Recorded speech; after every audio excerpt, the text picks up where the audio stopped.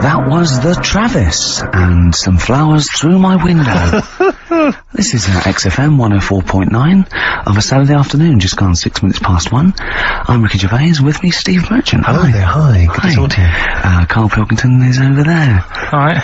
Hey, keeps it real. Yeah. Respect, Karl. Oh. Rick, I just think, we want to lift off the show straight away. Yeah. Into the stratosphere. Yeah. And, the best way to do that, it seemed to me, was to resurrect a game we used to play when we first began the show in old XFM days. Do you remember the game? Do you remember the game Make Ricky Gervais Rub me hard. Rub you hard? No. That was only in the pilot. We never actually did that on live. Okay, right. No, it was the game Make Ricky Gervais laugh. Oh, I remember, We used to get people, Karl, you probably didn't hear it, we used to get people to sort of send in pictures and, jokes and stuff. And if I could make Ricky laugh on air with those, he won a toffee. Then they won a gift of some kind. Yeah. Anyway, a lot of emails actually saying people love your laugh, Rick. So in a sense, we're giving the public what they want. They must be taking the mickey. But this is a picture I found in today's copy of The Sun, so if you're listening at home and you want to know what the picture looks like, rush out and buy a copy, only 40p. Yeah. And, are we sponsored by The Sun? We do White Van Man. Exactly. It amused me straight away, this, because bear in mind, right, it is one of the world's biggest rock stars. Okay. Just check out the face. Oh, that's fantastic! Look at that. Oh, that is Michael Stipe. Oh dear, with sort of looking like, I don't know, some sort of Nazi officer. That's not libelous. That's not libelous. In your opinion, Michael Stipe, yeah, he's outside there during the press conference for Peter Buck's. It's not a good picture. I love R.E.M. and I love Michael Stipe. I think he's a lovely man, but that's a bad picture, isn't it? He's got big glasses on and stubble, obviously he's got bald head. He doesn't appear to be looking at anything. He's looking right beyond everyone else. Can you see that, Karl? I'll tell you who he looks like. He looks like Zig, I think, from Zig and Zag. He looks like he's a Muppet made of foam. Oh, love it. Nice to see that game come back. Yeah, the medium of radio. Yeah. Oh, what a good picture that is. I hope you enjoyed it. Coming up soon, we've got Sir David of Bowie, Nicolas Cave, and Travis, Flowers in the Window again. Play a song. So I left a sequencer going. Yeah. Popped out for a coffee. Yeah. I don't want to diss the funny little French lads. Sure. But, try harder. Are they French? Yeah, oh god, yeah. Sorry. Do you speak much French, Rick? I speak un peu. Yeah. I can ask, where is the Tourist Information Bureau? And, I can express my preference in music tastes, and I can order an Orangina, and that's all I can do. I know, bière, blonde, Pression, I think. That means, draft your French. Tu aimes la musique folk?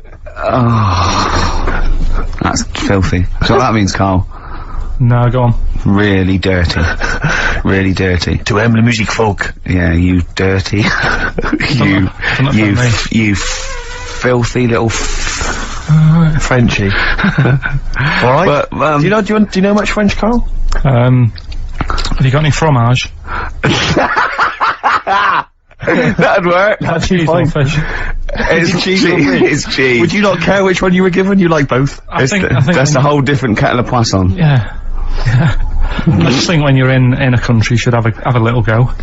Yeah, well, that's a very little go. Yeah. You mean like football hooligans have a little go? What do you mean? Try and have a go at their language. And what I do is I go in there and I point and talk a bit louder than usual in perfect English, and if they don't get it, I go mental. Exactly. Securing the fact that I've tried my best and now I'm in a laugh. And that is the prerogative of all Englishmen. Or just point. Point and shout? Yeah, point and shout. Don't forget, because you can never be foreign if you're English anywhere. No, they're speaking funny. Just remember that. Yeah? Yeah. God save us. Sorry, go on then. You were going to say something else. Yeah. That picture you're showing me. Yeah. I wish we could post one on the website of Karl. Remember we won an award ages ago. What was it called? The British Radio Authority Award. Yeah. And, we made Karl get in the picture, and he was a bit reticent, but it came nice. But his head is perfectly circular. I put a coin on it, and only the ears popped out from behind the coin. Isn't it perfectly round, isn't it? I mean, when you've been saying I've got a round head, I was a bit like, yeah, everyone has, stop having a go. Yeah. And then I saw this picture last week, I thought, God, he's right. Can't we just pop it on the XFM website? I'd rather not. I'll go on, just get someone... Have you seen that man in a jar without a brain? Sorry, is that something? Is that a product you can buy? In like Sainsbury's? Is it a dream you had yesterday? You wondered if you could. Can I? Yes, hello. Could you make my dream into reality, please? Oh, we can't actually, sir. In plastic would be good. Sorry, what do you mean? In the future, you'll be able to download your dreams and then just like act them out again, probably in the year 2000 or something. Soothsayer. No, there's some museum somewhere. Yeah. That's got this little fella who was born without a brain, and he's in a jar, and it's just like he's got a really round head. Right. And when I saw this picture, I thought, God, it just reminded me of this little fella in a jar. Oh, and what do you mean he's born without a brain? He was born without a brain. So it's a baby? He's not a little fella. Yeah, but it's weird. Do you know the difference? Do you have conversations with, like, people in prams thinking, that fella's little, and he doesn't talk much? Yeah. You know babies aren't, like, little people. Well, maybe... Well, they are little people, but I mean, they're not very small adults. They're not like midgets. They don't do a job of work, is what we're saying. Yeah, you're very, no. What do you mean? I didn't read about it, I just saw the picture. And This is where you're going wrong, Carl. This is always your mistake. You see the picture, you don't read the little caption. But what do you mean? How do you guess at what you think the meaning But how did you know he didn't have a brain? He said something like the brainless man. Yeah, but people say that about you. It doesn't mean you haven't got a spinal cord. I bet somebody's seen it and knows what I mean. It's a famous picture. Right, call in 08700 800 1234. Once again, you win a prize if you can tell us what Karl is talking about. Just in general. It's an ongoing competition.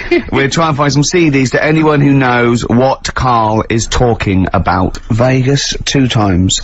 Well, we've had calls confirming that there was indeed a fetus or a stillborn child. A pickled baby. A pickled baby. No wonder it died. Born without a brain. But everyone has, you know, pointed out that it wasn't a little fella. It certainly wasn't a little fella. No. But because it had been in the jar for a long time, I think it had aged a bit.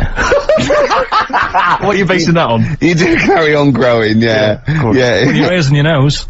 Your ears and your nose. And your eyes don't grow, so, you could probably, yeah. I'll dig it out for you. Yeah. Imagine if, like, there was an experiment where they were raising a child just based on the information that we said on the radio. What kind of a person? It was like download, yeah. And what kind of information would they have? And it took everything literally. Exactly. And I think, yeah, there's no irony or, it was just... everything we said they assumed was fact. Everything that Karl said. And any question it had about the world, it could only ask Karl. Exactly. And it was now, this worries me because without wishing to be disrespectful in any way, Karl, you know I think you're the best man on earth. When you have a child, we could be in a situation a bit like that. Do you know, is it a concern for you, do you think, that, like, when your son's growing up, or your daughter, and they're asking you questions, you're conscious, I mean, you yourself have admitted that you have a sphere of knowledge which you are an expert on. Ask your mother. You'd say ask your mother. That's good. That's great, fair enough. That's good. And I'd play with it. I think I'd be a good dad. Yeah, I think you would. But I wouldn't be the one who's shouting at it. No. Who would you get to shout at it? Probably Windsor Davis. He'd be good, wouldn't he? You horrible little man! Well, you know, I'd tell it the rights and wrong. You don't have to be a really bright person to know the rights and wrong in the world. Yeah. No, I think you are bright, Karl. You are. And at what point in their life would you tell them about the evolution of the baguette? Which you told us. Or the story of the bee. Yes. That you scored once. Or the 2 children. Would you ever get them to meet as maybe like that? They could be godparents. The friends you had at school. Yeah, webbed hands. The big heads and webbed hands. They weren't my friends. That weren't friends. I wish we could track them down. Oh, that'd be great. I imagine they're in a zoo. Oh, wow. Oh, yeah. 2 big jars. Park, yeah. 2 big jars. Industrial strength jars. Oh, dear. Man. Guess what? Go on. This is one of our last shows. We're going away, I'm afraid, on the, 4th of May, isn't it? I can't remember. That's our last show, the 4th of May. Yeah, not forever. I brought a downer on the whole thing then, didn't I? There's people cheering. Well, guess who's taken over from us? And I found this out. I was watching Liquid News the other night. Right. No one had called me. Zoe Ball. Well, she's a good presenter, but is this confirmed? I don't know. Should I have said that? Is this true? Yeah, I think so. Well, yeah, you've done it now. Yeah. She was in the other day, you watched it on the telly, so... Yeah. Well, what annoys me is, this is rather like when we got, according to last week's Media Guardian, we got rapped for saying the word cock on the radio. And, well, we never did we? We had to read that on the internet. No one never told us that just slipped out of your mouth, didn't it? What's that, cock? Yeah. Yeah, so anyway... And, now we don't even get told face to face that Zoe Ball's gonna take over. Yeah, but it was only, like, sorted out the other day, and then when I saw you... We're allowed to say Ball, aren't we? Yeah. When I saw you yesterday, I said, yeah, it's... So we're not allowed to say... Oh. No.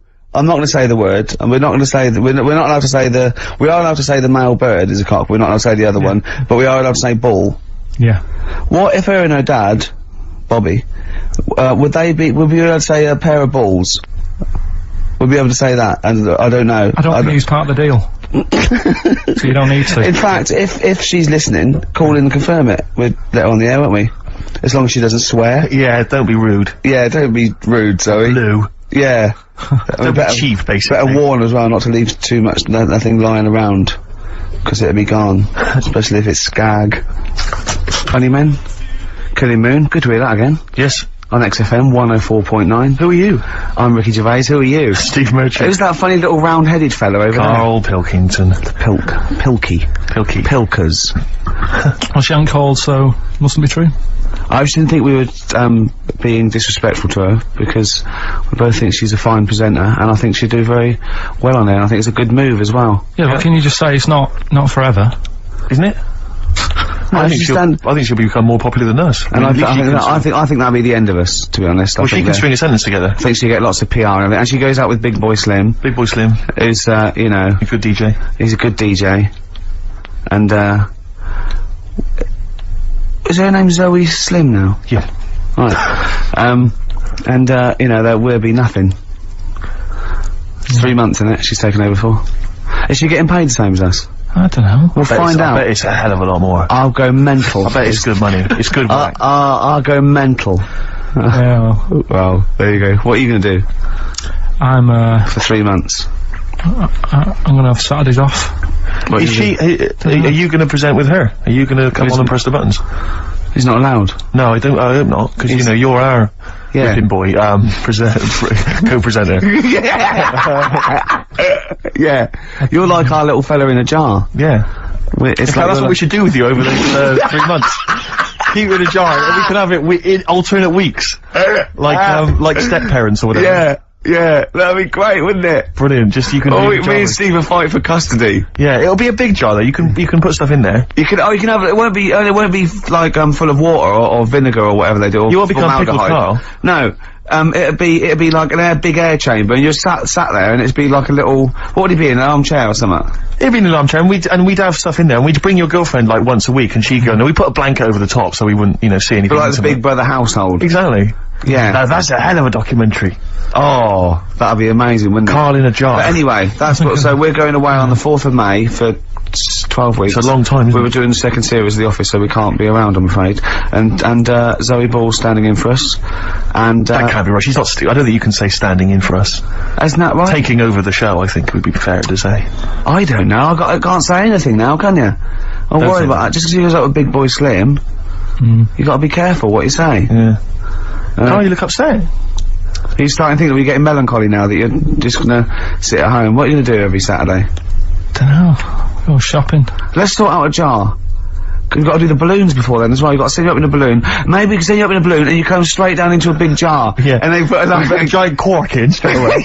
yeah, and there's a big cheer. I'll tell you what we could do. We could set you adrift like Robinson Crusoe set the ball and see where you end up. If you find me, yeah. Oh, you might go to an uninhabited island or something. I'll tell you something I learned in the week. Go on. Just reminded me there about going up in the air. Go on. Right, if cars could drive up, it only took an hour to get into space. Which is great. Going how fast? About 50 miles an hour. You just made that up, didn't you? You just guessed that. You just guessed it. You just said about 50. Yeah, see, this is what worries me. If you have a son or a daughter, age 50, he's gonna be out in the street with a ramp pointing into the sky. Dad, how long do elephants live? About 1,000 years. 1,000 or something. I wouldn't say. Dad, how much can an ant lift? About a quarter of a kilogram, probably. About 2 bags of sugar. If you guess, it's not fact. Yeah. Just because you thought it, that doesn't make it fact. Does anyone know how long it'd take a car going 50 miles an hour? People are phoning in about anything now, Rick. Yeah. We asked them to phone in about the jar thing. Switchboard lit up. It's crazy. You ask me to put in about, like, you know, something sensible, like Che Guevara, or, you know, the life of Winston Churchill. There's nothing. That is really a demographic sort of snapshot of our fans. Our audience. Ask them about a dead baby without a brain. Oh, yeah. And they're reaching for their phones. They don't mind what their bill is that much. We ask them for, you know, I don't know, great quotes or something from the great philosophers. Nothing. They're just ask them where to buy, meths cheap. Straight on the phone. Oh, do you know the quotes that Ricky gave me last week and I turned down? Yeah. I got home, girlfriend had a go at me. They don't know you turned him down. What you know is that he said he didn't want to take the book at the end of the show, so I'm not taking it, it's too difficult. I'm gonna go and get a nice one, and go on, carry on. So I went home, and Suzanne said, where's the book? She was really looking forward to having a look at it. I said, I gave it him back, I wasn't up for that. And yet, last week I was ill and stuff, I wasn't in the mood for learning. So I'm not having it. She goes, this is where you went wrong at school. Oh. She said, this is exactly where you went wrong. She said, you know, you liked infants. You liked, you know, your colouring in and your painting stuff. She said, but as soon as it gets to the heavy stuff, you just, you know, you're like a horse with its blinkers on. Yeah. So you just shut yourself away. So I said, no, I could have done it if I wanted to. So anyway, we went and bought a quotations book, so I have got some quotes. What's the quotation book you bought? So I was asking him to, read Keats and Wilde, Wordsworth, Shakespeare. What did you buy? It's quotes with, like, Eric and Ernie and that in it. No, but it's still quotes. They're still quotes. The Sesame Street book of quotes. Brilliant. They're still valid. No, it's a starting point. It's a starting point. Okay. Well, we'll have some quotes. We'll have some of that after We've got a lot more to get through before we've got a bit in the order. Excellent. On XFM 104.9, someone, I love our listeners, I really do, right? Someone just called in and said, it's about putting, he went, hello? Karl answers the phones. And I said, hello? He went, hello? He said, yeah, about putting Karl in a big jar, and Karl went, go on. And the bloke went, well then you could call him Karl Pilkington. And he went, thanks. I love the bothering. I like Karl Pilkington. That's lovely. That's so sweet. He spent 50p to tell you that, and you were worried. You just saw you going up in a balloon and landing in a jar again, didn't you? What have you gone through yet? You've had nothing but good feedback from this show now, and now you're just getting all worried, aren't you? Heat magazine say you're a genius. You've got your picture in that Extracts magazine with a little round head. You have Jaffa cakes. I gave him a £5 the other week to buy biscuits. He's having the time of his life. This is best day. This must be your best 2 hours of the week. I enjoy it, yeah. It's alright sometimes. Yeah? What's better regular than this for you? What's a better 2 hours a week? Sleep doesn't count. Actually, you're probably right, it might be this. Yeah? Yeah. Or, that 24 thing's good. Right. Probably worth mentioning Suzanne. Yeah, your girlfriend. Yeah, well that goes without saying, doesn't it? Oh, he's done it. He's pulled it round. He's pulled it round. He's a charmer. If you could come in and sit in the corner, then yeah, it would be the best time ever. That's pretty sweet, actually. Oh. She's not even in London at the moment. Oh, well, so you want have to say that. Yeah. You have to say it, and you did anyway. Yeah. That's lovely. She might be listening to Yeah, it's Sky Digital, isn't it? There's always that. There's always that danger. Yeah. Anyway, Steve, over to you. I just was wondering, because I've had an exciting week, relatively speaking, Rick, because instead of just spending it all with you, sat in a little room, as is our way, I've been doing some acting this week, as you know. I know. And I don't normally act, but I, basically there's some people at the BBC who are making a comedy pilot, kind of comedy TV show. And, you know, and I auditioned for it, and the role was to play a sort of freaky looking, sort of lanky geek, you know, and I don't want to say— how did you beat off? I don't want to sound arrogant, Rick, but they gave me the job on the spot. You know, so it was like, you know, obviously I'm, you know, 'cause I'm not a bad actor, I'm not as good as Rick, but I'm, you know, What is it? I play a really tall guy, like a sort of— That's the part though, isn't it? About, you've got to be— I'm a character who's 6'7" tall, and I'm trying to win the world's tallest man. That's it, yeah. But there's always a man that beats me every year because he's slightly taller. But this year, I think for some reason, because I've been training, I can beat him. That's the Sally Phillips, I don't know if you know Sally Phillips, she's a very good comedy writer and actress, and she's written it. So it was good fun, and so we went down there, and it was good and everything. It was, you know, a little trailer and everything. It was like the proper deal. It was really good. And the problem was yesterday, I had to dance. One of the sequences had me dancing. Now, as you know, I think I'm a pretty groovy dancer. I'm a bit of a mover. Yeah. And I have to tell you this, Rick. Do you have anyone's eye out with your elbow? I have come to some serious realizations about my dancing. Really? I was moving around like a Shire horse dancing. Really? It was terrible. I was just like quick, and they had this choreographer trying to show me some moves, and it was just— he was just like crying by the end of it. It was they were yeah. It was so bad, but the worst thing about it is, today, my whole body is ravaged with pain and agony. I'm utterly devastated by the agony of it. Trying to get down the stairs this morning, I swear to God, I look like Thor Hurd. Trying to hobble that, it was mad. I was like I'd had several hip replacements. I was like, I had to go down at an angle, going down the stairs. It was ludicrous, and I was really worried. Suddenly I'm thinking, because I thought I was pretty fit and pretty groovy and everything, and I had been discussing with this mate of mine, my housemate, that we should maybe start doing some exercise, because I'm putting on a little bit of weight, right? He's quite a thin, tall guy. He has a belly.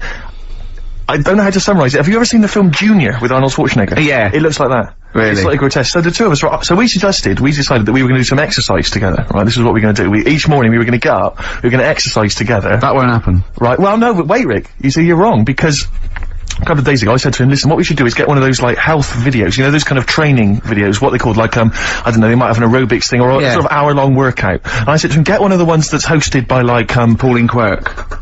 Elle Macpherson or Cindy Crawford, you know, someone like that, someone sexy, right? So, I swear to God, we went down this morning, we put it on, right? Just want you to picture this scene, right? It's me and my mate in our shorts, right? 9 o'clock in the morning, working out. You didn't actually do it. To Helen from Big Brother's video, right? It was the cheapest one, Steve, he told me. Thanks very much, mate. We saw that advertised as well. Working out, right? And the two of us in our shorts, she's there, like, you know, she's the closest there is to a living Homer Simpson, right, shouting out and stuff. I just wanted to be reassured, Rick. There's nothing gay about that, is there? There's nothing a touch kind of fruity about that image. No, I mean, the ones you'd avoid would be sort of Liza Minnelli workout. Cher. Graham Norton, obviously. Yeah. Del Winton. Gay Byrne. Right, sure. He's not gay. No. But, I mean, the name's a little bit gay, isn't it? Yeah. So I think Helen from Big Brother, you're probably safe. Who else? I don't know what else to tell you, really. But I mean, because I know you've got a personal trainer, I'm obviously not in that kind of state, this kind of states at the moment, I don't have that kind of cash. No. But, you know, I'm obviously quite excited. What have I got to look forward to? Do I go through a my trainer, Pink Eric, we call him. I sort of box a little bit. But what I'm saying is, do you go through a pain barrier? No, I stopped way before that. Right. And I'll sit down and have a beer. Right. There's no point in going through pain, because it'll just put you off. Sure. So, if you start feeling any sort of pain, or any, breathlessness, or any aches, sit down immediately. Now, is it right that he's worked out a special routine for you where you don't have to get up? Yeah, well, he actually said, I remember the first, I got my food diary, and he was looking at it, and I could see he sort of feared it. He feared taking on this challenge. And this is a true quote. At one point, he said, right, okay, cut cheese down to 5 times a week then. I must have haggled from 4. Cheese down to 5 times a week. And it's sort of like, I'm my own worst enemy. Because if I cut out cheese and beer, I would just lose weight. Like, it would drop off me in a month.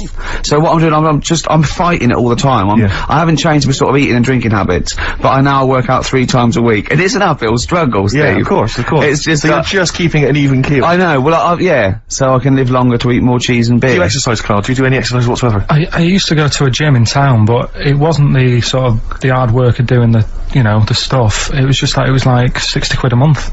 Yeah. I thought, well, crazy, isn't it? That's not good. So I just got out of my way to sort of walk everywhere.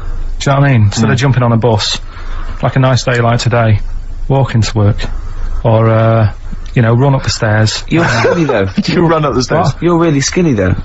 No, but I do eat a lot of like crappy food. So I reckon. I mean, what did they say? When you get to 30, it all just. You go mental, don't you?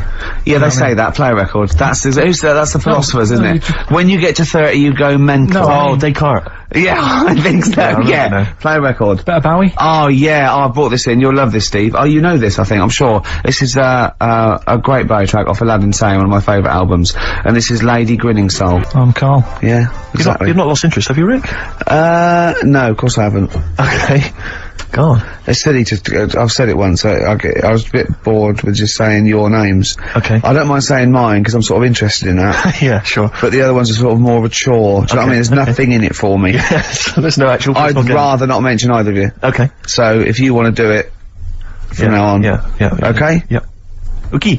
Well, listen, obviously still got plenty to come. We've obviously got some great music, Rick, and that's well, I've got, a bit of Nick Cave and the Bad Seeds. Actually, an album you introduced me to, and I'm gonna play, Into My Arms. Looking forward And to you it. know how beautiful that song is. That's true enough. Yeah. But I was talking about this little bit of acting I was doing yesterday, and not wishing to be disrespectful to anyone that was involved, but there was obviously some extras or supporting artists, as I believe they're known, and you know, all good lovely people, really putting the effort in, doing good work and everything. But there's this one guy I was stood next to, and you know, he's quite a tall guy, not quite as tall as me, but tall guy, you know, quite a good looking bloke or whatever. And I just sat there, and he obviously gets quite boring because there's a lot of just hanging around and people waiting and stuff, fixing lights. I just stood next to him, and he just went, oh, he was looking for something to say to me, obviously, and he went, looking forward to the new Guns N' Roses album? And I went, I didn't realise there was one on the way, actually. He went, yeah, obviously they, Slash won't be in it, because obviously Slash is no longer with them, but, bloody hell, Sweet Child of Mine, one of my favourites, just started singing some of the songs. I went, okay, great. Without irony, I absolutely assume. without irony. He's just wanted to get onto a discussion of Guns N' Roses, but I'll tell you this, he did not look like a rocker in any way. He looked like a bloke who would work in sort of an accountancy, agency, or Barclays, behind the counter, something like that. Very well scrubbed, well groomed. So there's nothing wrong with Barclays or the people who work therein. That's true enough. Okay. So he goes, yeah, I mean, I got into them with Appetite for Destruction, the classic first album, but I even, you know, I enjoyed the Spaghetti Incident as well. I mean, I like all of them. Yeah. And I'm like, right, okay. And he goes, I said to him, have you ever seen them live or anything? He went, I have not seen them live, no, but I was lucky enough to be at Donington, Monsters of Rock, and Slash's Snake Pit was playing, which was Slash's solo effort. Yeah. And he went, I've never been to those live gigs before, and I was down in the mosh pit. Oh man, I was down there, and I'll tell you this, have you been in the mosh pit? I went, oh no. He goes, oh, it's crazy down there, it's wild. A guy threw a punch at me, I punched him, knocked him straight out, he knocked me out, someone this fight went off, it was amazing. I went, you're gonna go back? He went, no, I won't, because once you've done something like that, you can never repeat the experience, you know. I mean, everyone there was dressed in black. I think I was the only guy wearing a white t-shirt. I was like, okay, I could just imagine him tucked in as well. That's why I attacked him. Exactly. It's like ants. Yeah. They Slash himself. Yeah, there's a termite in the nest. Exactly. And they just turned on him. But so I'm going, okay, so do you go to gigs often? He went, no, I don't think I'm ever gonna go to another rock gig. And I said to him, why? And he went, I don't think any gig I go to will be able to top the experience of seeing UB40 live. And do you know what I mean? And I almost did what you did. That's why I've never seen him live, because I don't want to end my life. But I almost laughed. I thought it was a joke. I thought he was making a joke, and I was about to laugh, and I realised he was deadly serious, and I went, UB40. Oh, good were they? He went, absolutely blinding. One of the most incredible live experiences I've ever seen. I imagine. Did they do songs in a sort of mock reggae style? Apparently for 2 hours. And then he began to tell me which of his favourite, he went, I don't know if, I said, have they done anything recently, or brought anything out? He went, I don't think they're gonna be able to top, those classic albums, Bag of Riddim, and Rat in the Kitchen. I remember once when I went to sign on, okay, and I don't know what year it was, must have been like 1979 or something, and I left school, and tell me if I'm wrong if it wasn't out then, but this bloke was at the back with sort of like a ghetto blaster, and he was playing 1 in 10. Right. Obviously making a point, he was in the dole office. Everyone ignored him, and when it finished playing, he turned it down. And he took a number and queued. The days when they were a protest. When was that? What year was that? What year did someone can pinpoint that for me. Phone in 08700 800 1234. I know it had just come out. But what was amazing is when he said that about UB40 being the best live experience I've ever seen, it was one of those moments where you thought, I never thought I'd hear someone say that. Yeah. Do you know what I mean? I don't know why I can't understand what kind of person you are. I suddenly realised at that moment there was such a chasm between us. Is there anyone out there whose favourite band is UB40? Red Wine, maybe. UB40, yeah. Oh, they're a great bunch of blokes though. You see them, they crack me up when I see them interviewed. They're really funny. But, once you've heard one, that's pretty much it, isn't it? Absolutely. I imagine. I mean, I don't know. Maybe I'm a Philistine. Maybe there's some hidden depths to them that we don't understand. Maybe some great tracks that you could, if you're a big fan. Well, I'm never gonna go and see him because, why, why sort of like top your experiences? Exactly. You know? Because you never give it a better it. When I know I'm definitely dying, I'm gonna go. You'll summon them to play for you. Get me Labour of Love live. Do Right in the Kitchen. Now. Lovely, that one. Brilliant, isn't it? The acoustic version of Just Like Heaven from The Cure's double CD. I'm loving it. Compilation. Now, again, I broke the rules in the week. I met up with Karl. I had lunch with him. And we were chatting, and having a cup of tea, and it got onto one of Karl's favourite programmes, was the Tales of the Unexpected. Ah, of course. And all I can think is that he's probably the only person in Britain where they were unexpected. I mean, to him, when that twist came in, and he go, gee, I can't. Yeah. Oh God! Can't believe so it was the tree that did it. I mean, he was probably the only, and we were telling all these stories of horror, and he liked horror stories, and I told him this story, and I don't know if this had come across the radio, but I told him this story. It was a short. It was a horror short. This was a film you saw, was it? Yeah, yeah. And what it was, it started off just there'd been a car crash. You see, it's a horrendous wreck, and you saw it from the point of view of the person in the car, and he was calling for his mate, and he was going, Dave. And he sort of looked over and saw a body without a head that had been thrown at. He goes, oh no, Dave. And then into the field of view came Dave, his mate, and looked at him with a look of horror, and then it sort of went black, and you realised that he was just a head, and it had been his body. Oh wow. Right? Yeah. And I said, then it came up at the end, at the executions in the French Revolution, people experience consciousness for, you know, and he went, oh, no, he said, it wouldn't be for that long. And then he went, if it was a chicken, it would work.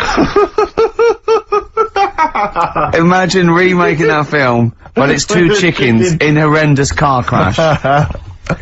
Their own fault for driving. It would work. No, he wasn't having that. Yeah. No, it was too long. I think he said, how long was this film? Went, about 5 minutes. He went, no. It would work if it was a chicken. I like the way that Carl in something like, when you relate an incident like that, he's appalled and offended and annoyed by the people that made it, even though he's never seen it. Oh, he's annoyed, yeah. Like, you have it. I want to see it. I think it's a good idea. Yeah. But they should have thought it through a bit more. Yeah. Do you have a favourite Tales of the Unexpected, one that you remember particularly that shook you up? Yeah, we were talking about the one on, where, there's some woman in prison. Have you seen that one? No, I can't remember them all. Right. This woman's in prison. Yeah. And, she gets a bit friendly with the guy who takes the dead bodies out. Right. And, he says, I can get you out of here. He said, what you've got to do, right? You've got to, I don't know, at midnight. When you hear the bell toll, that means there's been a dead body. Yeah, there's been a dead body. So what you got to do is go into like the place where all the dead bodies are, get in the first coffin on the right, and then I'll come along and carry you out, and you can run away and escape. Yeah. Right? So she goes, yeah, all right then. So she hears the bell go. I'll bury you, right? And then I'll come back later and dig you up. Right. Yeah, but that's the point. It doesn't matter. It does matter. Trust me, Carl, it really matters. Okay. Listen, I don't know if I'm going to ruin this for people at home. Yeah. Can I just skip to the end? I would imagine that she gets buried and he doesn't come back, and she has to get buried alive. Better than that. Okay. Yeah, she does it. She gets into the coffin. Yeah, shh. Go on. Right. So she gets in the coffin, and she's lying there for ages. She's buried. You can feel a bit of movement going on, so she's obviously, you know, being carried somewhere, so she's thinking, this is it, I'm getting out. And she's lying there for ages and thinking, why isn't someone coming and lifting the lid off this? Do you know what I mean? Letting me get out. So she's really bored. She gets a lighter out, right? Lights it to have a look at who she's lying on. It's only the fella who said he'd help escape. Oh. How bad is that? That is... How bad is that? So it is quite important that she's buried alive then, isn't it? In retrospect, you realise that the jeopardy is that she is buried alive and can't get out. Yeah. It makes it so much worse, doesn't it, than just like lying in the morgue and going, actually, I'm getting out of here. Yeah. This isn't gonna work. Look at Carl's face, having told that, he's so pleased. His face is lit up, he's beaming like a child. Have you seen any? Is that your favourite horror thing ever? That's a good one. And let's see if anyone knows what the finger is. When that bloke was under the ground, wiggling his finger. We were talking about one with, some fella who's stuck in the ground or something. This is a motif I noticed in your particular favourite ones. Yeah. Right. People stuck in the ground. Go on. Right, so it's a fella, a fella stuck. Now, I seem to remember it just being his foot, to be honest, being stuck in a hole. No, he was under the ground and he got a little thing out of the pavement and he put his finger up and wiggled it to try and attract attention. Then you see a woman come along and her stiletto heel just knocks his finger off. You see, I'm wondering whether it's the same one as I saw. Yeah, it could be two like that, couldn't there? They were running out of ideas by the last series. It's a big theme in Hollywood. Or, what was that one you told me about with the porn? That was a good one. Oh, this was fantastic, right? Right.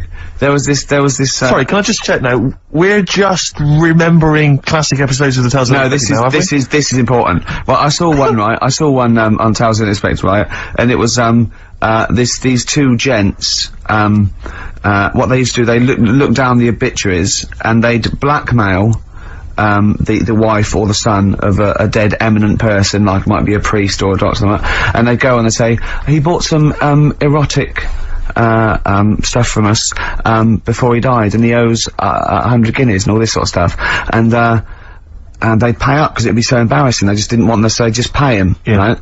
And this one bloke said, who are these people? I'll meet with them. And he goes round there, and he goes round, and they go, your father, he goes, my father could not have bought any erotic material from you. No, he did, he goes, he couldn't have, he's blind. Right, and that was the twist. And Karl went, so it was magazines, not videos then.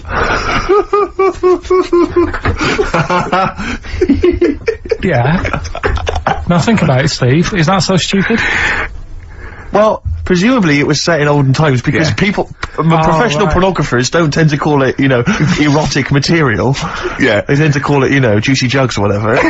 But more than that, I don't understand how a video is going to be any use to a blind person either. I know that you can hear the sound, Karl. Look at him nodding like he's caught me out. Yeah, what sound will you hear? Do. Your meter needs looking at? Yes. Cut. What's then? What's that? Then it's just noises, isn't occasional it? groans. Yeah. Right. You could listen through the wall at your neighbours. He does. I mean, that's why I save a lot of money. But I thought you were going to point out, Karl, that they could have had a Braille porno. Now, have you thought of that? Look, feel the lumps on that. Exactly. Think about it, Karl. Think about it. You're excited now. Yeah. Your girlfriend's away, Karl. Yeah, the cheese grate is only under the cupboard. No, she's a good-looking lady. Yeah. Well, it's time. Well, go on. That time, isn't it? Yeah. Play the jingle. Yeah. White van man, Karl. Brilliant. Recorded at great expense, that jingle. Yeah, this is where we just hijack an idea from The Sun, which is White Van Man, where The Sun asks, in this instance, a cabbie by the look of it. Oh no, a fruit and veg shop owner. Ours is slightly different because The Sun sort of like pick on a perfectly normal member of the public. Exactly. So that's where we've got the upper hand. Yeah. And they ask him about the you know, the hot potatoes. This week, Karl, my first question to you, well, your thoughts please on the criticism of the BBC over their coverage of the Queen Mum's death. What do you make of this? You're aware of all the criticism that Peter Sissons asked some probing questions? No, I thought it wore a burgundy tie. I thought that's it. Yeah, he just had it didn't show respect. He just had a burgundy tie on. See, that's not really not showing respect, is it? No, it's not. You know, you show your respect by sort of doing the news on it, giving her a bit of coverage, and showing, you know, what a good woman she was or whatever. Yeah. And then you move on to sport news or whatever. Do you know what I mean? Yeah. I totally agree. I don't like the way everything's morbid. I was thinking about it. It's like, you know, the way in birthday cards and that, people always put funny things in them. I think you should save things like that for funerals, for like funeral cards and that, and try and cheer people up at times when they're low. Do you know what I mean? Because on your birthday you're quite happy anyway, so you don't need someone putting a funny comment in a card. I think, you know, when you send a card... What would you suggest? Well, you know, whoopee cushion, but on the vicar's chair. How would you liven it up with funerals? Just little things in the card. I mean, you're just writing stuff like, well, you know, at least you're still alive or whatever. So as you're giving the eulogy, that'd be good. So suppose someone's husband's killed in a car crash, you go around with some flowers and a little card, and it says, "At least you're still alive." Well, maybe something funnier than that. Well, maybe, like, if you got up to give the eulogy during a funeral, just wear a pair of comedy tits. Yeah. Or those glasses that are eyes on sort of springs. But why has everyone got to be so sad about someone dying? No, what annoys me is that when you see the people on television, these sort of members of the public, and they're crying about the Queen Mother, who was sad when anyone dies, sad when anyone dies. She was 102. And, you know, I mean, it's sort of like, I think they should cry. Well, there's a picture in the paper today. I don't understand it. There's a picture in the paper today of, various people who were lining the the funeral kind of route yesterday, and there's a picture of a very young child, maybe sort of 5 or 6, on the arms of her dad, and her head bowed, and it says a young girl there weeps for the Queen Mother. And I was looking at it, and you can tell she's just tired. Well, she's just tired and bored. It's so transparent that it's not crying. It's most just, what are we doing when their nan dies? Exactly. You know, it's sort of like. But what is a 5-year-old girl gonna be? Why is she gonna be crying? The Queen Mum said, "Oh, I can't believe it." Yeah. Teletubbies? No, the Queen Mum. Oh, not the tweenies. No, it's on in a minute. Yeah. It's like, oh dear. I mean, I know. I'm sure, you know, I don't know much about her. I don't know if she was a great woman, and obviously, you know, it's always sad when someone dies. But it's like, it's interesting that there was a lot of tourists in that long line of people that are now queuing from hours upon hours to see her dying in state, because it's clearly just people who want to be a part of history. Must be gutting if you're over from Sweden and you find out that, you know, the Queen Mum's like, oh, you must be devastated. You probably don't want to carry on with your visit. Exactly. Really. Okay, listen, Carl, I think we've covered that. what do you make of the, what do you make of the first genetically modified baby? Oh. Are you worried about this? Do you know what did they do? What? Let me see what it says here. It Well, says, isn't it just choosing the, you know, eye colour? well, this is the concern, isn't it? That in the future you'll be able to decide whether it's a boy or a girl, how intelligent it is, what it looks like, is it handsome, is it ugly? Obviously, no one will choose an ugly baby, and so on and so on and so on. And so it means that, you know, where will it lead? Where will it end, Carl? Are you concerned? I've thought about this a lot. What will us three look like in the future if they're being, you know, genetically modified beautiful people? What will we be like? How will we be considered in society? Yeah. But we've talked about this before, haven't we? About the cloning thing. Yeah. That's a bit weird. Yeah. But I don't think it matters, because at the end of the day, right, you might look like some other kid, but it's the way you're brought up that will change your features and the way you are, you know, your personality. If you lie, you get a long nose, don't you? Well, no, but listen, right, because I remember when we, you know, I was growing up on this estate. This is gonna be good. Go on. No, it's not. It's just an example of how this doesn't work. Go on. So we don't need to worry, sort of thing. Sure. Right? Okay. So I'm growing up on this estate, and there was this woman about 4 houses down. Right, it's a bit rough. All right. Didn't fancy her. Oh God, no. Right, but she had a baby. Well, tell me about her first. I'm interested in this woman. Why was she? It was a very. Like a man in a dress. I mean, I didn't grow up in a posh house or anything. And I'm not saying that if you live in a bit of a rough house, you're a bad person. What does she look like? But anyone can Tattoos? clean up. Look like Tony Green with a fag on. They didn't clean up much, right? Oh. Which, even if you've not got a lot of money, you can still try and make a place look nice. Yeah. Right?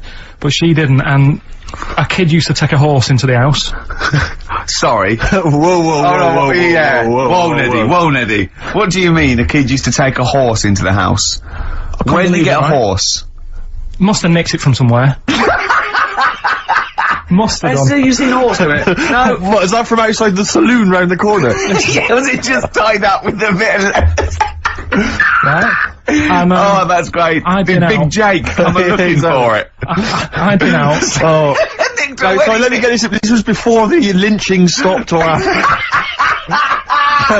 Where did he get a horse from? What do you mean he must have nicked it? His mum said, where'd you get that from? I bought it. Alright then. But keep it out of the kitchen. I don't want you going Catlin rustling.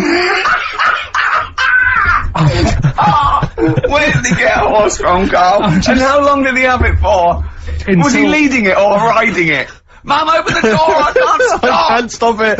Open the patio door as well, Looks like we got us a runaway! What do you mean? I don't know, but the thing is, they couldn't afford to buy one because they're not cheap, so I'm just guessing. Maybe that's wrong of me. But I think... He had a horse? Yeah, right, so... That's why the family didn't have any money, they'd spend it on the horse! No, I don't think, that's what I'm saying, I don't think they would have bought it. So anyway... Yeah, it's wise to whisper, Carl, in case they're listening. Yeah, and they could be in the room next door. It's not buying it, it's keeping it as well. Oh, so I was like in the car with my dad coming into the avenue, and you used to have to drive down it to turn round. And, and you know, sort of go back to our house. You had the traditional method of transport. Yeah. And the horse was in the lounge, reading a paper. Just like walking around. Oh God! What? And when I was doing it, I tried to earn myself some money once by flogging little flowers in plastic cups. What? This is genius. It just keeps coming. What do you mean you're trying to flog little flowers?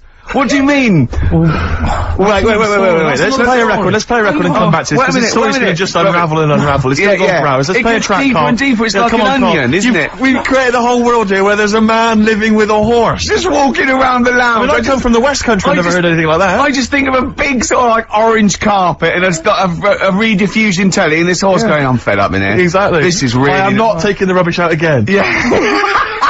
Right, play a record. Let's have Velvet Underground. We've got that lined up. Oh, yeah, the classic from the first album, I'm Waiting for the Man. Let's come back to the horse again and Nico, which apparently peaked at a disappointing 171 in the US charts. Think of that. And that's obviously Lou Reed, the Velvet Underground, and Waiting for the Man. Yeah, great track. So, we were talking, we were doing White Van Man, and we got onto, genetically modified babies, but and somehow then Carl started telling a story about someone with a horse, and then he got onto, he was trying to make money selling flowers. Just do the flowers briefly. Well, hang on, I just want to recap slightly. So there was a family, and who had the horse in the family? It was... Because you lived on an estate in Manchester. The mother was a right pig, apparently. I don't know whether that's you relevant. don't need to go that far. But what I'm trying to do is, like, make a picture for you so you understand. What does she look like? Who did she look like? Bit of a, and no disrespect to her, bit like Pauline Quirk. Quirky, yeah. Right? Okay. I knew you were going to say that. Yeah. I knew it was going to be Pauline. Did she have any tats? I've never got that close to her. Okay, alright. So who had the horse? Was this her son or her husband? No, her daughter. Her daughter had stolen a horse. Yeah, from, I don't know where, I think it was some stables down the road or something. And they kept the horse in the house with them? They kept it in the house. Did they didn't get have caught? it for long. No. So, and you said you were in the house one day and you saw the horse in there? What happened was, I was, they did this thing at school about raising money for charity, right? For some local charity. And they said you can do anything to raise money, and they came out with all these ideas, and I thought, that's good. What was the charity? Well, I don't know, I thought, forget the charity. Yeah, that's just a good money making idea. So, you're a charity. So, so I asked my mum for some, 'cause she used to have a lot of flowers around the house. Sure. I said, can I just take some snippings off them? And, I'll go and buy some plastic cups. And, got some soil out of the garden, planted the bits of plants in them. Yeah. Got a tray. Yeah. Had about 25 plants on it, selling them for 25 pence each. Excellent. Did you sell any? Yeah, so loads. Did you didn't just cut them and stick them in the soil? Yeah, they wouldn't have survived. Oh. But I think people sort of thought, oh, good on him for trying. But anyway, so I went round to theirs, because I thought their house could do with a bit of colour and stuff. Yeah. So it's a bit rough. So as I went... The horse went, thank God for that breakfast. They've been feeding me kitty cat. So I got up to the door, and they opened the door, and it was one of them houses where... no carpet. Yeah, a horse in the living room. You know. We've all been there. And the horse was walking around the living room. Oh. I looked quite happy and everything, because I always say that about animals. Black Beauty was on. Yeah. Well, think about it, right? If you were a horse, where would you rather be? In a little wooden hut with a load of hay, or in like a house with a central heating, 3-piece suite, and a telly and that? Telly and that. No, but I was saying this the other day. And an Atari, right? I was walking through London. Commodore 64, rubbish. Exactly. Walking through London with Suzanne, right? Yeah. And you know, like homeless people always have dogs. And she said, oh, I hope she looks after it. I said, that dog is happier than most dogs. Right. Because people always walk past and give it a pat on the head. Yeah. It's with its owner all the time. Yeah. It's out in the open, it's not locked up in a house. Yeah. It doesn't eat, but other than that. No, it does eat though, they're always alright. So that's what I was saying. I think this horse was doing alright for itself. Do you know? Well, not many horses have got their own house. Exactly. For a start, yeah. But anyway, that's by the by. Yeah, so anyway, this family, who's a bit, what we were talking about, it was about cloning. Genetically modified kids and all that stuff, yeah. Right, now what I'm saying is, you could say, you know, right, Steve, you could have a baby, right? And Ricky could see it and say, God, I want one that looks like that. Yeah. Right? It could happen, Rick. So... Come on, work with him. So you take it to the doctors, and I don't know what they do, they inject it with something or whatever. Yep, that's how it's done. Yeah. And, get a little baby, and there it is, it looks the same. Now the thing is, you separate, you both go off and do your own things. Yep. Right? Now, you look at Stephen, you look after your baby. Yeah. You treat it well, you give it good food and I'm a good dad. all the vitamins and stuff. Yeah. Ricky just gives it cheese. Right? So then it changes its looks, it goes a bit fat. You know, it gets tired easily, and that sort of thing. Now, when this family... Why am I just feeding a baby cheese? Right, this family had a horse in their house. Yeah. They had a little baby. And my mum went round and said, you're not going to believe this, but it's a beautiful looking baby. Right? Yeah. And I was like, well, you know. And the weird thing is, it was a good-looking kid, but as time went on, they didn't really look after it. And I'm not saying, like, abusing it, but it used to run around, it used to play out till, like, 10 at night. Yeah. It used to chase cars. Right. It was a bit... Did it have hooves? No. Chase cars! Right. What sort of kid chases cars? Oh, God. No. Was it called Rover? Did it catch sticks? It's Liam, it was called, right? Right. Now, the weird thing is, it was a good-looking kid, but as time went on, and all that, like, not eating properly and its hair was all patchy. It's not Liam Gallagher, is it? And chasing cars and that, and it became an ugly kid. It's definitely Liam Gallagher. And that's what I'm saying, right? You can clone all you like, but at the end of the day, it's how you brought up. Brilliant. Wow. What a life. Wow. That was a hell of a point. Oh, God. But am I right? You're always right, Carl. Finally, White Van Man, What do you make of the fact that Sainsbury's are bringing in square tins? Is that a concern for you? Is that true?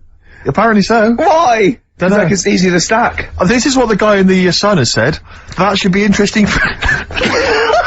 that should be... His comment on Sainsbury's are bringing in square tins is that should be interesting for meatballs.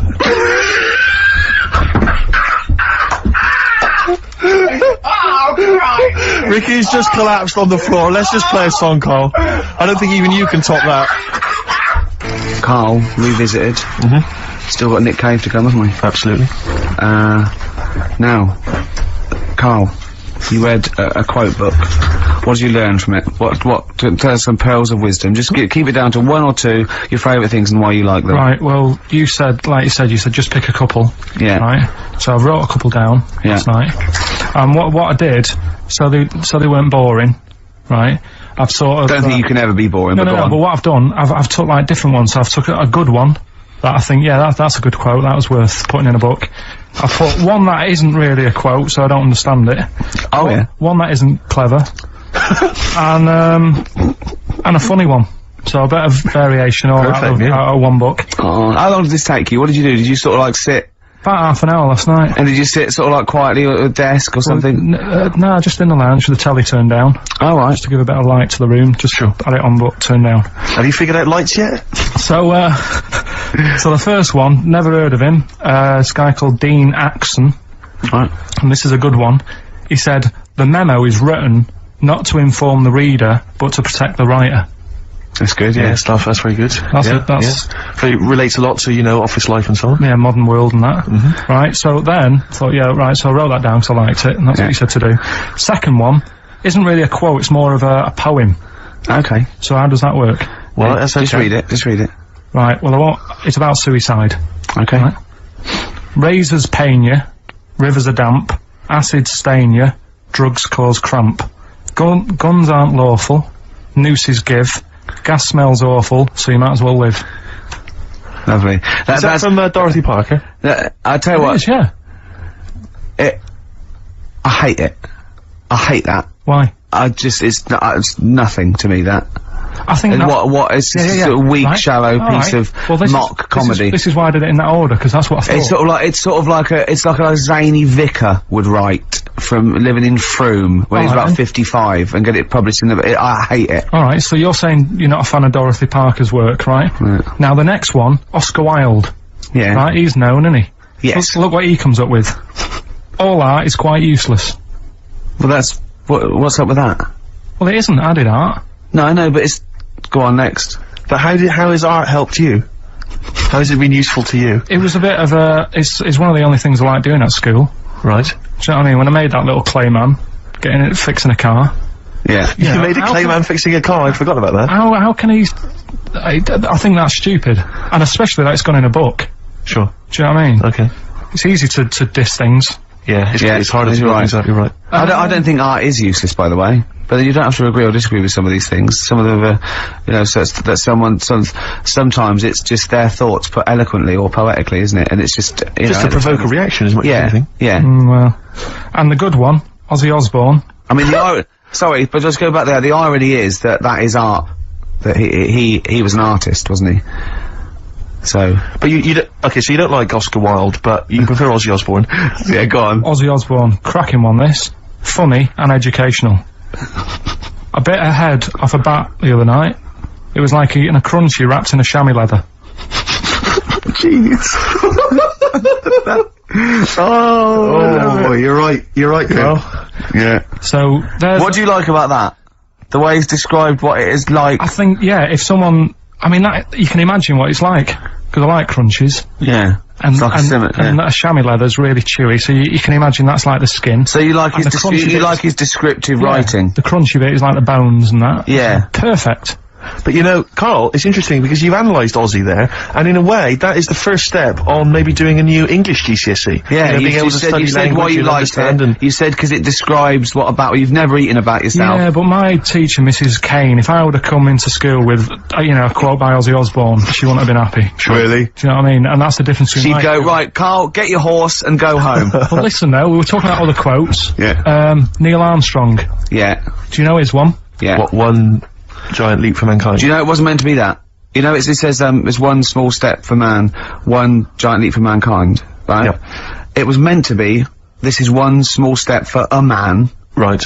I.e. Yes. me, the individual, on a microcosmic level, one giant leap for mankind. And he mucked it up, because if you say, this is one small step for man, one giant leap for mankind, man there means mankind. I know, it's embarrassing. So you shouldn't give people, he's not a trained actor. That's true. He's more of an astronaut, to be Has he honest. won any awards, Rick? No, there are no awards. Is he BAFTA nominated? Don't think so. Well, listen, right, he said another quote as he got back into the rocket. Have you heard about it? Go on. Well, we're running out of time, and I'm just wondering whether it's worth saving as a bit of a teaser for next week. What did Neil Armstrong say as he got back into the rocket? Yeah. Is it gonna Chops be away. something like, that was boring, wasn't it? The mic's not still on, is it? Yeah. They're not still listening. Well, that's what I was saying to you. He could have said that, and it would have That's still not gone down. cheese. It would have still gone down as an amazing quote, wouldn't it? Well, listen, I think you should save it, Carl. You tosser, I was meant to go No, I'll tell you what we'll do, Carl. We'll squeeze it in before the end of the show, because Ricky, you got to play your song for the lovers. Oh, we should play this. I don't think we'll fit it in. We might have to save it. Don't worry, we'll see what we can do. Well, Let's next play, week, by the way, you've got happiness quotations, a collection of thoughtful words and beautiful paintings. I'll just give you an example of one. Happiness is a perfume you can pour on others you cannot pour on others without getting a few drops on yourself. It's lovely that, isn't it? Brilliant. You can't be happy with that. Okay. This is Nick Cave and the Bad Seed, from the Boatman's Call. It's a beautiful song. Any song that starts off, I don't believe in the interventionist God is alright by me. Well, that's it. We've run out of time. We have indeed. So no time for, Carl's quote. That'll have to come next week. Yeah, we'll save that for next Neil time. Armstrong. Well, I hope you, enjoyed it. Goodbye. Alright, Rick, come on, I'm sounding a bit chirpier. It's not that depressing. Well, yeah. Sports next. You know how excited you are? Go on. You love the sport, do you?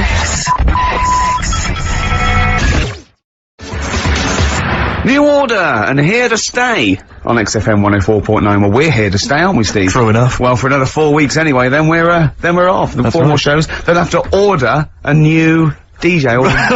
Alright? That was genius. Hey? Oh, wow, I'm it's Ricky, as simple as that. I'm Ricky Gervais, Steve Mitchell, and Oh. Karl Pilkington. Oh, man. Did anyone, read the, Guardian yesterday? It was Steve's big we were interviewed together. I've never been interviewed before in the paper. I've certainly never had my photo in a national We were very paper excited. We loved the interview. It was talking about our top 10 albums between us. We loved it. We talked really fast, like school kids. We were excited. It was a great interview, and all the way through, it was Ricky Gervais with his writing partner, Steve Mitchell. Stephen Mitchell. It's He not was even gutted. Night Merchant. He phoned me up the night before and he was gutted. I know, it's awful. And it was big letters and just all the way through and the caption, and it's just like, oh, God. But it's embarrassing, do you know what I mean? It's embarrassing because it's like I was trying to get in the paper, I couldn't believe my luck. And then that just draws attention to the fact that I'm not a celebrity, and consequently they can't even remember my name. But the worst thing was that, one of my favourite albums of all time, I said in there, was, Blood on the Tracks by Bob Dylan. And I said, because, you know, I think one of the most beautiful songs ever is If You See Her, Say Hello. And of course these people were sort of transcribing it from, you know, a dictaphone. It came out, my favourite song of all time was If You See a Sailor. If you see a sailor. Oh, hello. Fruity. Oh, Bob Drillboyd's, up on the trap with, where's the sailor gone to? With Ricky Gervais and Steve Mitchellings. Oh. I don't know, they must have thought my name was Mitchell all along. They obviously never knew. The evidence is there. But I don't know why, it was like they reported in the paper that we'd been nominated for a Sony, and it said, Ricky Gervais, who hosts the breakfast show on XFM, and it's that sort of, it's just guessing. It's like, presumably someone's gone, does he host the breakfast show? And someone's gone, yeah. And that's their research done. Yeah, but there was a thing about, The Office set in Swindon. That's someone going, just write an article about The Office, where's it set? Swindon, I think, is it? Yeah. Okay, that'll do. Yeah. Yeah. Even we research the show now and again, don't we? Yeah. Even we look things up, well, actually, people phone in. Usually that fella, what's that fella's name that calls in who's not got the website? He's got a funny name. Oh. Gilwell or something. James. Phone in if you remember what his name is. Yeah. James at Lose Control. Yeah, what's his surname though? Oh, for goodness sake, this is just going to be interesting to him and his friends. Oh, yeah. Oh yeah. You remember? We better play another record. Yes. I'll tell you what, if Johnny you like Mango. Mango, that's it, yeah. Now, if you like Elvis Costello's Alison, or maybe Freeze, My Brother Jake, One of my favourites. stay tuned. Yeah, it was good. Yeah. It's only taken, what is it, 5 years? Yeah. Now you're finally as good as Foxy. Coming up, Yes. that anecdote that Carl didn't get to last week about Neil Armstrong. Right. I can't wait.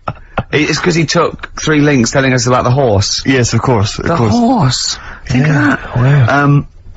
I went out with Carl on Thursday night. Right. Right. It was one of the most enjoyable nights. We just, went out for about, 5 or 6 pints, a little crawl, and adventures happened around Carl. Yeah. And just me sitting talking to him was just incredible. I'm thinking that a competition would be win a pint with Carl. Yes. That would be a hell they of a just gift. have to go for a pint and they can ask him anything they want. Yeah. He's just great. We met my friend, didn't we? Tell him all about that. Oh, yeah. Yeah? What? Did you enjoy it as much as Ricky, Carl? Yeah, there was things I learned as well, like, which was good. Okay. You know his mate Robin, don't you? Yeah, yeah. I'll You'll discuss that later. I'll tell you later about. He's got all his near-death experiences to come. Win a pint, and of course, coming up, Carl's homework was the quotes, and Carl's come up with a great idea to show that anyone can do quotes. He's invented a thing like faking it, where he's got 2 real quotes, Right. and he's made one up. Okay. And he's gonna fool us. I bet we won't be able to. Brilliant. Sorry, what was the challenge last Look at him looking at us. What's the matter with you? It's just that before you were like, no, this is good for you, but What? now it's turned into a game. At your expense? Yeah. Have you only just dawned on you? Carl, well, I'm joking. It's great, honestly. It's really good. What was the Carl challenge last week? You said I thought we did the quotes last week. No, but I gave him a book on Happiness. happiness. It's all about happiness Right. and what the pursuit of happiness, and it's in sort of like quote form and everything. But Carl's gonna do a couple of ones and faking it just to show.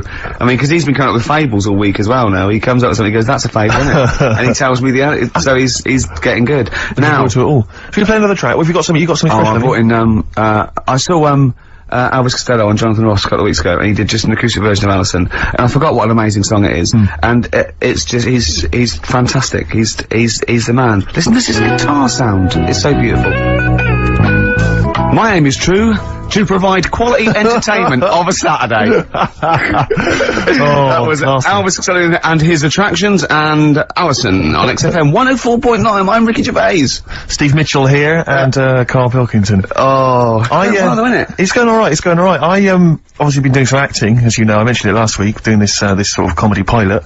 This week, Karl, you're gonna be loving this. I've been doing stunts. I swear to God, I've been doing my own stunts with the guy that once made Christopher Reeve fly as Superman, right? And I was doing stunts. I had to do a thing where my character has to commit suicide. I don't think we didn't bring that up. Were you anywhere near that horse? No? Fine, let's carry on. And, my character has to commit suicide, and he has to sort of leap off a building. So the first shot. That's for something for comedy. Well, we were up on a roof, and obviously they had the crash mats and stuff, and I had to kind of leap off, and land on the mats and stuff. And obviously I was petrified the whole time because I was wearing my glasses. Petrified that they might get broken. So I was like not really doing it properly, and kind of leaping like what, you know, people when they can't dive into a swimming pool, and so they put that one foot out first to sort of break their fall. Was it you that told me that you could never get into fights? No, I can never get into fights or go in a mosh pit because of my glasses. I've missed out in life because I can't, because if I was in a fight and I say, come on then, you are, you know, and I was in a pub or something, they just have to whiff off the glasses, just knock them off, I'm done for. I got nothing. Really short-sighted, are you? Yeah, but anything's an advantage in a fight, isn't it? And the fact that they're just a blur is bound to hamper my otherwise brilliant, you know, ninja skills. So yeah, I've never got into a fight, never been in a fight at all, I've never, as I say, been in the mosh pit. On the wire. So this was making me sort of a bit worried, and anyway, so then I think, well fine, I've done my stunt, and I did it, and everyone clapped, they were pleased with it, and the guy who said I was very good. So then they drive us to the next location, right, I'm thinking I've done my stunts now. There's a crane, I think, what's going on here? Now they need to shoot me, like, I've already done the stunt where I've sort of leapt off the building. Now they've got to actually see me falling, right? So I have to get strapped in with this huge belt, and they clip wires onto me, and they hoist me about 30, 40 foot into the air, on this wire, and I have to, and then they drop me at great speed, and I have to scream and shout. You know, it was partly acting, Glasses on? Glasses, by this time I'd managed to get some wire fixed to my glasses so they wouldn't come off my head. I sure they were stunt glasses. They were doing their own stunts. Exactly. Yeah, okay. So they hoist me into there on this thing. They do a couple of sort of demo versions, you know, and just to gradually ease me up higher and higher so I kind of become acclimatized to it. And, they get me about 30 feet up, and they've got these huge crash mats, like those great big ones you always see kind of stunt people have. And they set up the camera and stuff down below, and while I'm up in the air dangling there, they remove those crash mats, and they replace them with those really thin ones that you always see, like, teenage gymnasts using on Blue Peter. Do you know what I mean? The really thin ones they used to have at school, right? And I'm looking down at this, and I'm thinking now, they may as well have shouted up, if you fall, you're done for, but we might be able to protect the equipment. Do you know what I mean? It was so rubbish. But you weren't going to land on the floor, presumably? Well, the idea was that the wire would stop that. Oh, I see, but there was no that was their safety. That was the safety net. Why did they not leave the real ones in? Because they had to, I don't know, for the shot and stuff, they had to be able to do it. But anyway, what was particularly joyful is one of the other actors pointed this out, right? This is the, this is the health and safety statement from the stunt guys, right? And they obviously have to write up this health and safety statement about how they do it. And it says, we confirm that we have proper safety policies, procedures to comply with the Health and Safety Act 1974, and that we will not do anything which compromises the health, safety and welfare of your production crew, actors or members of the public. If the above situation changes, we'll advise you immediately. I mean, if they think that maybe they do want to hurt members of the public, look at that fat one over there, just try and hit her and bring him down. Don't worry about that one. Don't worry. She can take it. She can take it. But, so that reassured me, obviously, and, now my whole body's racked with pain. Limbs, arms, head, neck. Unbelievable. Well, is the shot worth having? Probably not. You'll wish you had. You know what the cameraman whispered to me? The cameraman whispered to me, he'll probably never use it. Yeah, Steve, you'll wish you hadn't told that wimpy tale when you hear just three random tales of near-death experiences that Karl told me. Right. Coming up. I mean, honestly. Really? At least you had stunt people and crash mats. Yeah. And you got paid. Yeah. The things that he got up to, just through stupidity. Well. Will put you to what? What one of them wasn't through stupidity? Cakes. I'm already excited. The cake one? Yeah. Which one's that? Sorry, you had a near-death experience involving a cake. Hold on, I've got three. I've got the paper round, the Snicking Slate, and the Mr. Freeze. What's the cake one? Yeah, I suppose. Look at the cream cake. Oh! Yeah. Right, now you're talking in riddles. Can we have these next?